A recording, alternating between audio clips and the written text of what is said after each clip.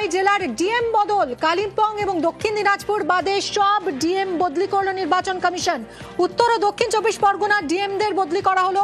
কলকাতা উত্তর ও দক্ষিণের ডিভিশনাল কমিশনারও বদল করা হলো। সোমরাজ রয়েছে সঙ্গে, আরো জানবো।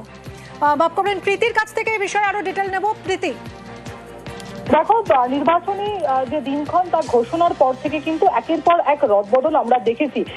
সিএস থেকে শুরু করে হোম সেক্রেটারি তাদের যেমন রদবদল হয়েছে, কিছুক্ষণ আগেই যে খবর আমাদের দেখানো হয়েছিল তা হচ্ছে ডিআইজি রেঞ্জের একেবারে রদবদল। এবং এর পরে কিন্তু জেলা শাসক অর্থাৎ ডিওদের রদবদল, 13 জন ডিওকে সরালো জাতীয় নির্বাচন কমিশন এবং এর মধ্যে বেশিরভাগ ডিওই কিন্তু অর্থাৎ জেলা শাসক হচ্ছে উত্তরবঙ্গের।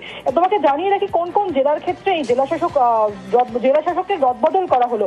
কোচবিহার, জলপাইগুড়ি, উত্তর দিনাজপুর, মালদা, মুর্শিদাবাদ, নদিয়া, পূর্ব বর্ধমান, দার্জিলিং, আলিপুরদুয়ার এবং উত্তর দক্ষিণ 24 পরগনা সহ কলকাতাও কিন্তু এই তালিকায় রয়েছে। এবং কলকাতা উত্তর এবং কলকাতা দক্ষিণের ক্ষেত্রেও ডিও বদল করা হলো।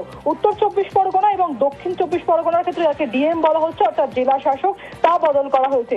এবং আমরা দেখেছি যে নির্বাচনে যে দিনক্ষণ তা ঘোষণার পর থেকেই এই রাজ্যের ক্ষেত্রে বিভিন্ন সময় রদবদল হয়েছে।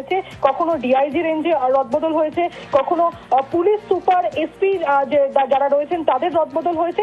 এবার কিন্তু ডিও বা ডিএম বা জেলা শাসক যাদেরকে বলা হচ্ছে, এই 13 জন জেলা শাসককে মূলত রদবদল করা হলো এবং যার মধ্যে মূলত 6 জন হচ্ছে উত্তরবঙ্গ থেকে, কোচবিহার, জলপাইগুড়ি, উত্তর দিনাজপুর, মালদা, মুর্শিদাবাদ, নদিয়া, পূর্ব বর্ধমান, দার্জিলিং, আলিপুরদুয়ার, উত্তর ও দক্ষিণ 24 পরগনা সহ এই তালিকায় কলকাতা উত্তর এবং কলকাতা দক্ষিণের কিন্তু ডিওর নামও রয়েছে।